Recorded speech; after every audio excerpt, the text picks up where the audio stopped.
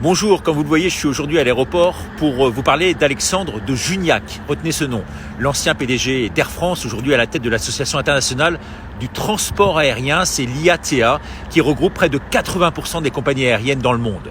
Eh bien, ce monsieur vient d'annoncer une baisse du trafic aérien de 60,5% en 2020, ce qui correspond à 1,8 milliard de passagers en moins.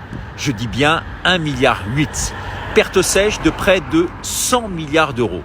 Cette filière, on le sait, pourtant vitale pour l'économie qui emploie tant de monde, je dirais de façon directe mais aussi indirecte, ne retrouvera pas, nous dit-il, nous dit ce fameux Juniac, son niveau qu'en 2024. Alors vous me direz pourquoi 2024 ? A-t-il lui des informations dont on ne dispose pas ? En tout cas, il faut noter que Juniac aujourd'hui est rejeté par le monde aérien avec de piètres résultats à son actif. Mais il est uniquement soutenu par qui ? Par Macron, ce qui semble suffire pour lui sortir par le haut avec cette nomination. Eh bien ce Juniac, tenez-vous bien, enfonce le clou. Il veut nous imposer maintenant, pour votre confort et celui de nos dirigeants, voyons, un passeport sanitaire pour voyager. Ce qu'on appelle trivialement un certificateur officiel. Alors concrètement, c'est un peu barbare, c'est qu'on va devoir désormais être obligé de passer ces tests PCR. C'est le cas du reste maintenant depuis cette semaine pour l'Espagne, il faut le savoir. Ces tests, vous savez, si inconfortables, qui perforent nos cloisons nasales et remontent quasiment jusque-là. Regardez ce geste si révélateur. Et bientôt, bien sûr, dès l'année prochaine, le vaccin avec son ARN.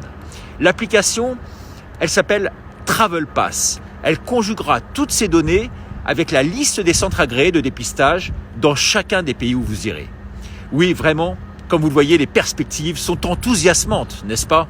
Pour vous, bien sûr, mais imaginez, pour vos enfants et les voyages en famille. C'est vrai que Macron aura du mal à se projeter, lui avec ses jets privés et sans enfants. Bref, on n'est pas sorti de l'auberge, comme disait ma grand-mère. Et puis, dernière chose, ça commence, on le sait, tout cela par les compagnies aériennes, mais cela va faire bien sûr jurisprudence et se prolonger, on n'en doute pas, partout ailleurs. Ensuite, ce seront tous les transports, les trains, les bus, puis bien sûr les salles de spectacle, les stades de foot, les restaurants, les bars. Et surtout, bientôt vous allez le voir, et j'en conclus par là, beaucoup plus grave, les grandes surfaces pour faire vos courses. Je vous en reparlerai, preuve à l'appui. Elle n'est pas belle l'histoire ? En tout cas, merci de me soutenir financièrement ou d'aller vous inscrire sur ma plateforme www.laminutesdericardo.com. Belle journée tout de même.